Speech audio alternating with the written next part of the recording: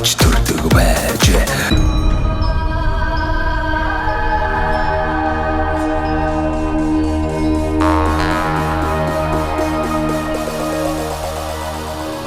За үзэгчдээ монголчуудаа Монгол эх орныг нь танилцуулдаг Монголын хамгийн их үзэгчтэй Сумдаа сайхан амьдрын нэвтрүүлгээ Дундгой аймгийн 15 сумыг цуврал болгон та бүхэнд өргөж байгаа.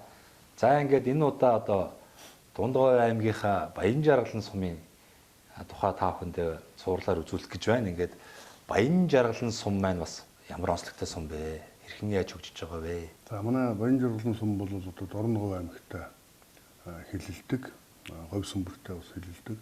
Тэгээд манай Баян Жаргалан сумын хувьд бол одоо уул уурхай улам олон ачааллын чиглэлээр одоо ингээд хөгжих боломжтой. Одоо аймагтаа бас хамгийн олон уул уурхайтай. За энэ жил 2025 онд одоо Баян Жаргалан сумын 100 жилийн болох гэж байна.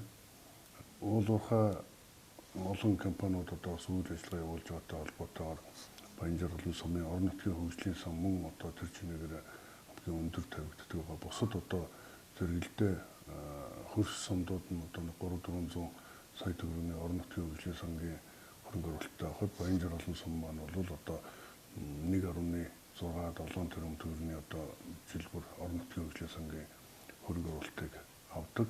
За энэ жил бид аймгийн төсвөр Баян Жаргалан сум 528 сая төгрөгийн хөрөнгө оруулалт хийхээр төлөвлөсөн. Мөн одоо улсын төсвийн хөрөнгө оруулалт 1.4 тэрбум төгрөгийн хөрөнгө оруулалт хийгдэхээр ингээд төлөвлөгдсөн байгаа. За уламжлалт мал аж ахуй хариуцлагатай уул уурхайг хөгжүүлэх, боржин соёлыг дэмжих, түгээн дэлгэрүүлэх ийм боломжтой сум байгаа. Тэгээд яг ер нь уул уурхай одоо олон компани байгаатай одоо олон уурхай байгаатай холбоотойгоор бэлчээр дураах, бэлчээр талхлах гэдэг асуудлууд бас ихээр яригдж байгаа. Тийм учраас энэ уул уурхай компаниудад явж байгаа энэ зам маршрутыг нэгтгэх, тэгээ сайжруулсан замтай болгох гэдэг асуудал бол энэ тэргуунд тавигдж байгаа. Юуны хэвтээд инхлэгийн зам маань бол Баян Жаргалан сумын араар удаан өнгөрч байгаа учраас тэр замтай Баян Жаргалан сумаа одоо холбох гэдэг асуудал бол одоо бас бидний өмнө ирээд байгаа. За монголчуудаа Монгол эх орныг нь танилцуулах зорилготой Сумдаа сайхан амьдрын нэвтрүүлгээ Дундгой аймгийн Баян Жаргалан сумаас бэлтгэл хүргэж байна. Баян Жаргалан сумынхаа засаг дарга Ууганбаатартай уулзж байна. Танд энэ сайхан өдрийн минь төргий. Тэгээд танаас өмнө анх удаа ирлээ. Маш сайхан сэтгэл төрж байна. Тэгээд өглөө дороо нисгэж сумын дээгүүр зураг авлаа. Их сайхан зэгцтэй. За тэгээ нэг анзаарчихсан зүйл бол их олон сайхан цэцэрлэг түрээлэм одоо байгуулга болгон л одоо мод тарьсан ингэж харагдаж байна. Их сайхан сум байх шиг байна. За тэгээд одоо манай нэвтрүүлэг үзэж байгаа Монголын ард түмэнд энэ Баян Жаргалан сумынхаа тухай хэдэн онд байгуулагдж байсан, ямар сайхан хүмүүс одоо аж төрж байгаа талаар сайхан танилцуулаач. За сайн байцгаана уу? Сайхан намарцгааж байна уу? Тэгээд юуны өмнө сайхан нэвтрүүлэг хийгээд манай нутгийг зориод ирсэн танд талархъя.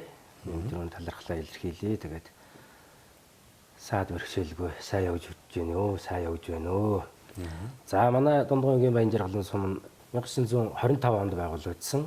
За боржин сум, тэгээ боржин өв соёлоор өглөөд уламжлагдаад өвлөн тэгснэр явж байгаа. Тий, одоо боржин 17 сумын нэг сум. За боржин хошуун дотор одоо хамгийн одоо том нэр нөр хүндлэлтэй одоо хошуун одоо Баян Жаргалан уулын хошуу гэж манай сум байсан. Одоо нэг найр наадам, боржин наадам юм болоход одоо Баян Жаргалан сумын их тогшин отог гэж явдаг. Их тогшин отгийн хүмүүс очиж буугааг хот бусад отгууд гэр бараагаа барьдгүү, тийм ээ. Нөгөө нэг очисон хөсөг юм уу одоо байрлуулдгүү, ингээд хүлээгээд байж байдаг. Тим хүндлэлтэй одоо тим сум. Тэгээд яг боржин нутгийг бол ер нь яг манай боржин нутгийг бол одоо малын одоо ходоодтой зөвөрлж одоо ийм ходоодны хэлбэртэй боржин юуг бол хошууг бол тэгж үздэг. Тэр ходоодны дотрын ходоодны хэлбэртэйгийнх нь одоо ганц одоо юу нь бол ходоодны одоо ам тэр эргэс нэг хошуу байдаг ш тийм юм. Тэр нь бол одоо манай Баян Жаргалан сумыг гэж үздэг. Тэр нь болохоор ходоодны тэр нөгөө нуглуур хэсэг нь болохоор одоо мал хой яхад нөгөө өөх тосоор бэлхаж байдаг учраас одоо маллах одоо энд үхэр сүрэг адуу таван хушуу мал нутгалахад одоо таатай нутаг гэдэг байдлыг одоо илтгэдэг тийм өвгдийн одоо манай ахмадуудын тийм хууч яриа юунууд байдаг. Тэгэхээр ер нь анханасаа ер нь тийм ходоодны одоо нуглуур хэсгийн одоо нутагтай зүйрлдэг учраас манай Баян Жаргалан бол одоо тост баржигэн гэж явдаг. За манай Баян Жаргалан сум одоо ирэх жил 25 онд 100 жилийн яваа тэмдэглэн өнгөрүүлэх гээд бэлтгэл ажилдаа ер нь ороод ингээ явж байгаа. За 1300 орчим хүн амтай. За байгалийн баялаг одоо бас нэлээдгүй, булш хэрэгсүүр нэлээдгүй байдаг. За мөн цаашлаад улсын палеонтологийн ол төр юунаас олдсон одоо үлэг гөрвлийн нөгөө динозаврын яс одоо бүтнээрээ ингээд олдсон бас ийм нутаг байгаа. Тэ байгалийн ан амьтад бол нэлээдгүй. Аймгийн болон улсын тусгай хамгаалалттай газрууд бий, Аргал, Янгир одоо тэгэл Үнэг, Чон, Дорго одоо тэгэл Мануул энэ төр гэдэг ийм байгалийн амьтад бол нэлээдгүй байгаа. Тэ. За бас нэг өөр нэг онцлог бол одоо байгалийн баялаг нэлээдгүйтэй. Жонш, төмрийн өдөр, нүүрс гэдэг ингээд энэ мэдээж одоо орчин цагийнхаа хууль журмынхаа хүрээнд одоо ингээд үйл ажиллагаа уул уурхай үйл ажиллагаа ингээд явагдаж байна. Энэ тодорхой хэмжээгээр эдийн засаг, улсынхаа эдийн засагт бас үр өгөөж өгөөд ингээ явж байгаа. За энэ нэг тулгамдж байгаа нэг асуудал болохоор ерөөсөө энэ уул уурхайтай холбоотой ерөөсөө малчид иргэдийн одоо үйл ойлголцлын юм юунууд гардаг. Энэ бол нэлээдгүй гардаг. Уул уурхайтай холбоотой сумдууд, газар юмнууд нэлээдгүй юм ингээл гараал явж байгаа бах, тийм ээ. Тэгээ энэ бол дахиад цаашлаа жишээлбэл ард иргэд юу гэж хүсэж байна вэ гэхээр ерөөсөө одоо дахиж лицензийн тоо нэмж олгомооргүй байна, тийм ээ. Бэлчээргүй боллоо гэд ингээд ийм асуудлууд нэлээдгүй ярьдаг. Тэгээ энэ одоо бидний төвшөнд яг уу сум орнотойг удирдах байгаа ард иргэдэд төлөөлөөд одоо энэ төрийн ажил хийж байгаа бөгөөд бид нар бол одоо бусад холбогдох яам тамгын газар бусад юмуд бол тодорхой хэмжээний санал юм аа бол тавиал явдаг. Тэгээд өнөөдрийн байдлаар бол шийдэгдээгүй ингээл өдийг хөрсөөр мөн ялгаагүй нөгөө асуудлаа дагуулсаар ингээд л яваад байгаа. Тэгэхээр одоо магадгүй энэ нэвтрүүлгийг үзэж байгаа болон танай нэвтрүүлгээр бас ингээд дамжуулаад холбогдох одоо дээд чатны байгууллага, их хурлын гишүүд, яам тамгын газрын бусад төр холбогдох шийдвэр гаргаж байгаа төвшний хүмүүс нь одоо энэ хууль журмандаа бас нэг өөрчлөлт юм оруулаад юм уу? Энэ одоо маргаантай байдлыг одоо ямар байдлаар зохицлох юм? Одоо энэ зайлшгүй анхаарах ёстой асуудал бол одоо энэ болчиход байна. Тийм ээ. Бид нар жишээлбэл албан бичиг журмынхаа дагуу яг ингээд хуулийнхаа дагуу бичиг баримт юм боловсруулад хийгээд тодорхой тэр холбогдох байгууллагуудаараа хянуулаад ингээд ирж байгаа бол уурхайг одоо бид нар ажилуулахгүй гэх эрх зүйн үндэс нь бидэрт байдаг. Тэгэхээр одоо жишээлбэл ажилуулъя гэхлээр нөгөө талаас нөгөө хард иргэд малчт маань ингээд эсэргүүцээд одоо ерөөсөө энэ сум удирдах байгаа энэ нөхдүүд л одоо ингээд одоо нийлээд л ингээд газар ухаал ингээд байна. Дахиад цаашлаад энэ хардлага сэрдлэг гардаг.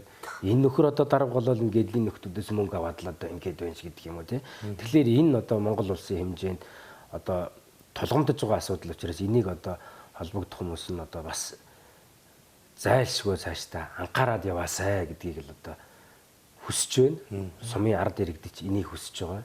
Уул уурхайгаа дагаад нөгөө нэг тээвэрлэлтэй холбоотой нөгөө шорон замын асуудал маш их асуудал дагуулдаг одоо ерөөсөө тий. Одоо та анзаарсан нөгөө яг энэ манай сумын урд одоо 500 м зайтай нэг шорон зам, хуссан зам өнгөрч байгаа.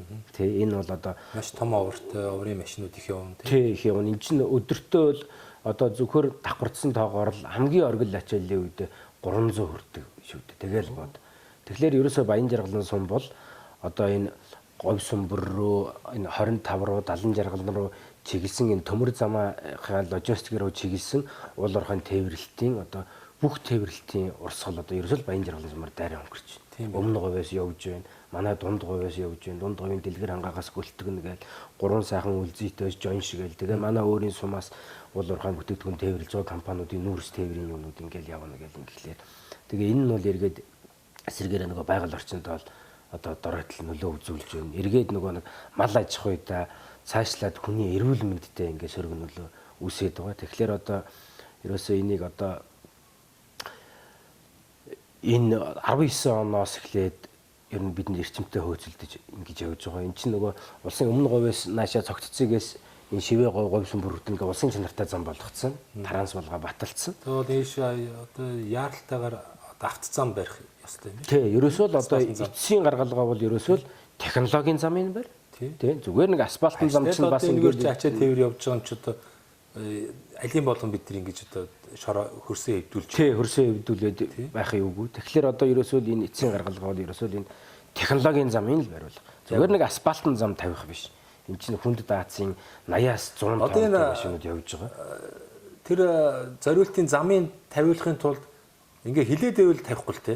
Энд чи өдрөөр ингээл завдахгүй тавина янз бүрийн арга чарга хэрэглээл худлаа үнэ яриад ингээл яваал нь шүү дээ. Ерөөсөд энийг хурдан тавиулах нэг цор ганц арга бол ерөөсөө нутгийн ард иргэдэн очиж замыг хаагаад тавьчихмээр юм шүү дээ. Тий. Тэгэх юм бол одоо тэгээд энэ чи ажил үйлчлэгээ явуулахын тулд ямар нэгэн аргаар тийм ээ энэ томоохон аймагуудаас хөрөнгө оруулалт байд юм эсвэл улсын хөрөнгө оруулалтаар энэ замыг одоо тавина л гэсэн үг шүү. Тэгэхээр одоо ерөөс энэ замыг тавиулахын төлөө мэдээж хэрэг энэ дарга нар бол одоо өөрснөө энд амьдрахгүй байгаа учраас мэдрэхгүй. Тий, мэдрэхгүй. Тэгэхээр яг энэ нутгийн ард иргэд өөрсдийнхөө амьдарч байгаа орчныг хамгааж энэ орчноо сайжруулахын тулд өөрснөө тэмцэхээс аргагүй юм байна. Тэгэхээр бол яг би эргүүний зүгээр би санд болгож байгаа байхгүй.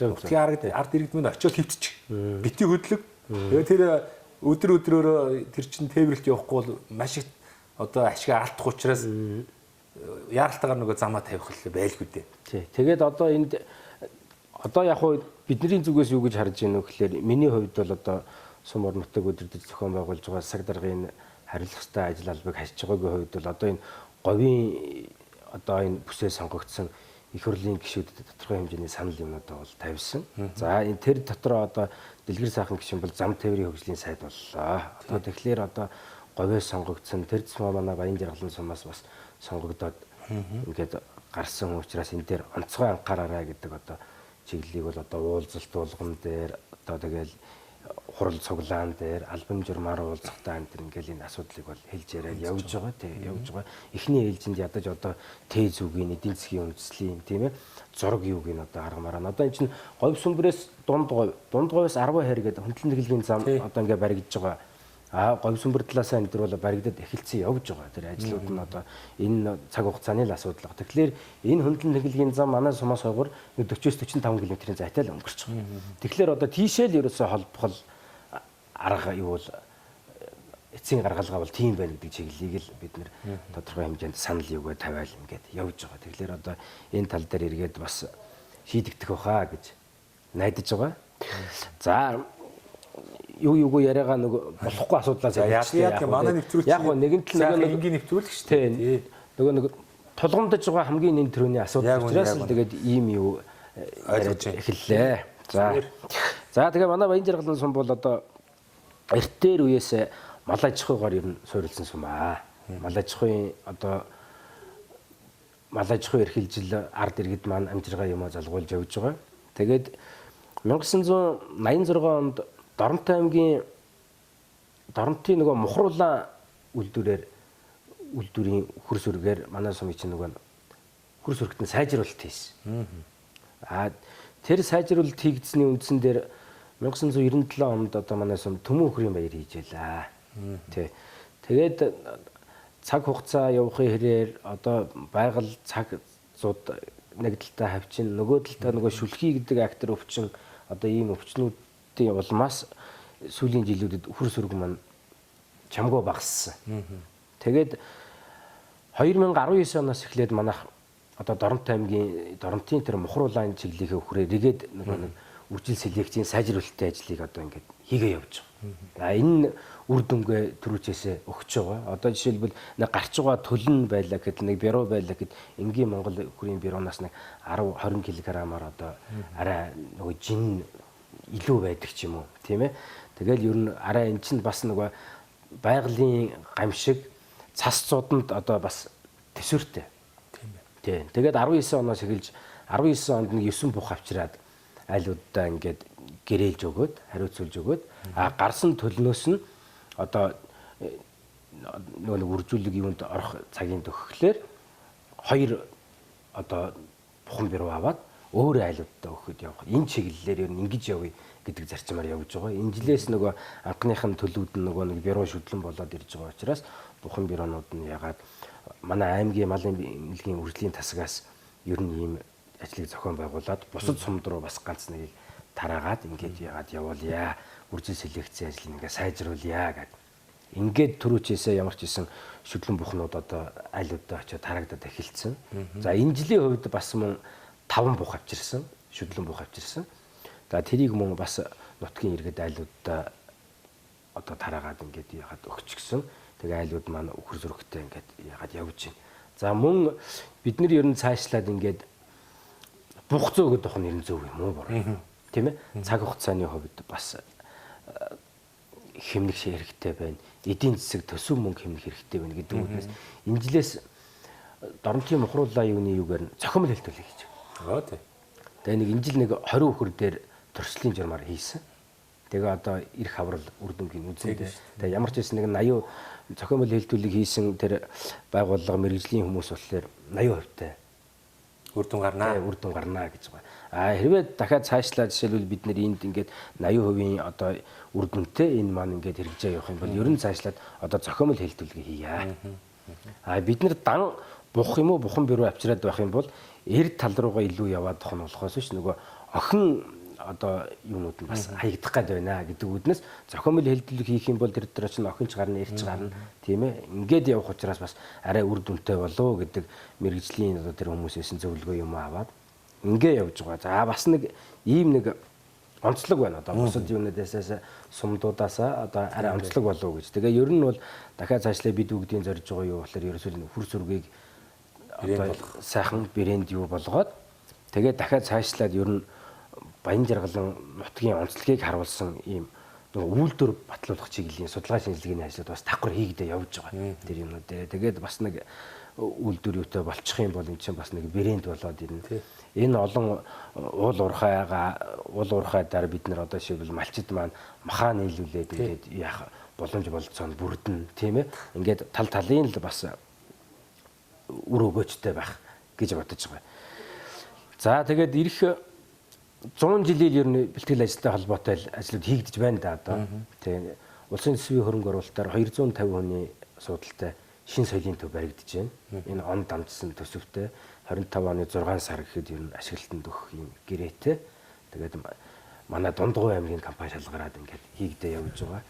Одоо энэ цагаргааны уртлын энэ улаан хөрөн энэ нэг манай хуучин соёлын төв. Би ингээд дорооноор сая дээрээс нь зураг авсан чи их л жижигхэн одоо хүмүүс нь багтдсан юм уу гээл би бас бодож ирсэн. Ер нь бол багталцахгүй багтаа. Жижигхэн харагдсан. Багтахгүй. Манайх ч одоо соёл урлагийн нийтдээ хамарсан арга хэмжээг ерөөсө ганц суманд байгаа том байр маань одоо сургуулийн спорт зал. Тийм ээ. Тэгэл спорт зааландаа л нөгөө нийтдээ хамарсан үйл ажиллагаагаа явуулдаг. Урлаг соёлын арга хэмжээ хүнээ бодоод оруулчихаар тэр зориултын бус болохоор нөгөө чимээ, шуугаан цойроо их учраас цойроо их байдаг тий. Энд чинь урлаг соёл бид нар одоо зориултын л одоо танхимд явахгүй болохгүй. Тий, явахгүй болохгүй. Тэгээ ямар ч байсан ингээд соёлын төв маань баригдаж байгаа. Одоо 100 жилээр сайхан шин соёлын амжаад орчихсон.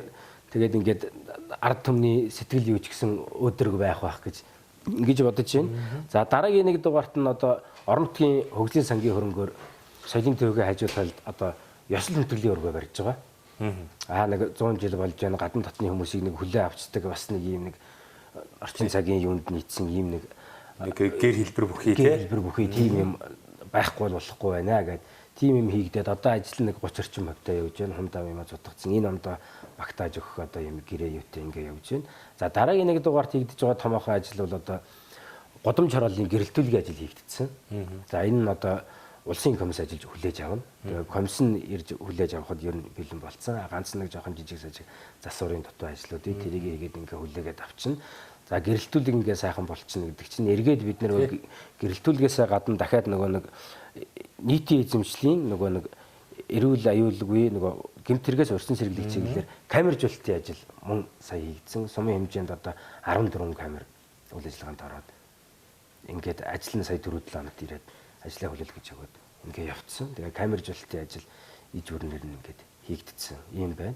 За мөн шин суурьшлийн бүс гэдэг байгаа. Энэ сум орон нутагч нь мэдээж одоо өргөжин тэлэн хүн ам одоо нэмэгдэн тийм ээ. Тэгэхээр одоо шин суурьслийн бүсгээд одоо Сумасын баруун урдтал руу одоо хүмүүстэд нөгөө нэг хууль журмынхын хүрээнд 0.7 га газрыг өмчлүүлээд тэгээд тэнд нь одоо дэд үтцийн асуудлыг шийдээд 0.4 шугамын тог цахилгааны татаад өгсөн. За энэ бас нэг нэлээд томоохон ажил болсон. За энэ болохоор одоо яг нэг дэд үтцэд очисон газар хүн мэдээж очиж хашаага барьж тэгээд амьдрын. Тэгэхээр тог цахилгааны асуудлыг ингээд нэгдүгээр шийдчихээд байна. Хоёрдугаар бидний одоо 100 жил болтой холбоотой ер нь цаашлаад нөгөө эрүүл аюулгүй байдал тийм ээ сум орон нутгийн одоо өнгө үзэмж гэдэг талаас сумын төв дээр байгаа малаа гарах одоо ажлыг эхлүүлээ явж байгаа. Одоо энэ сумын төвөөс баруун гэснээр километр орчимд тогийн татаад өгсөн, гүний худгийг гаргаад өгсөн. Төрүүчээс айлууд нь одоо шивбэл нөгөө морд хижээдэг, зүчээ яадаг айлууд төрүүчээс тэнд очсон хороо юугаа барьцсан.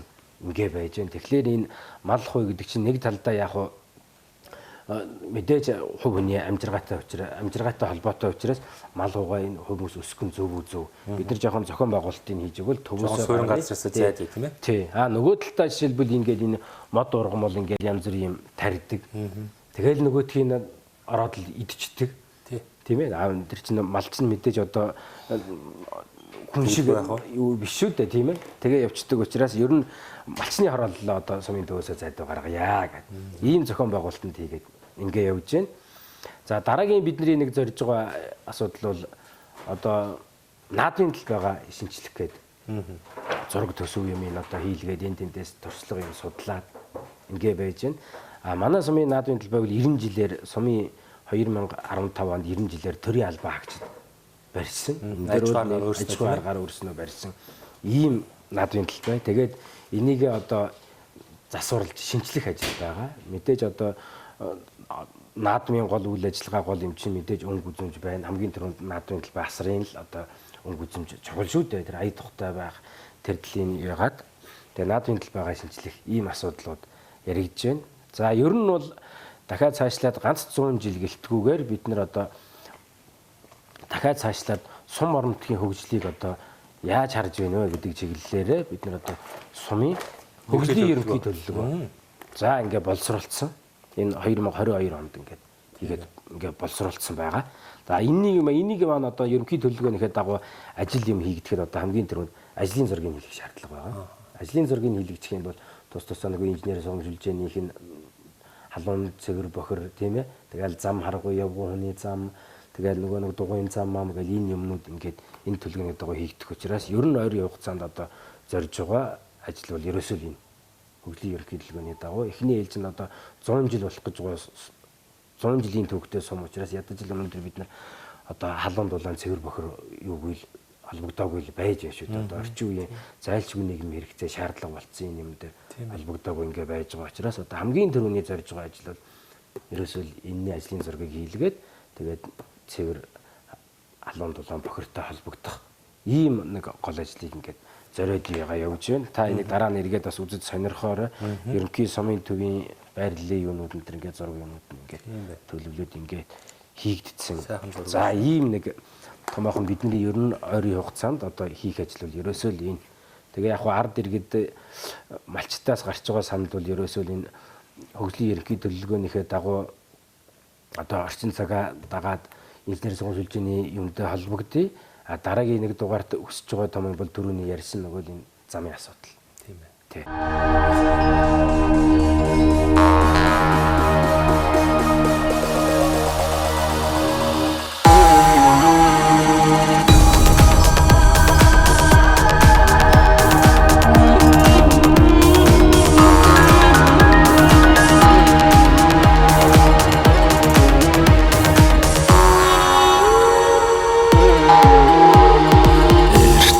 Цагт биш энэ цаг үед гин эгэл олон ард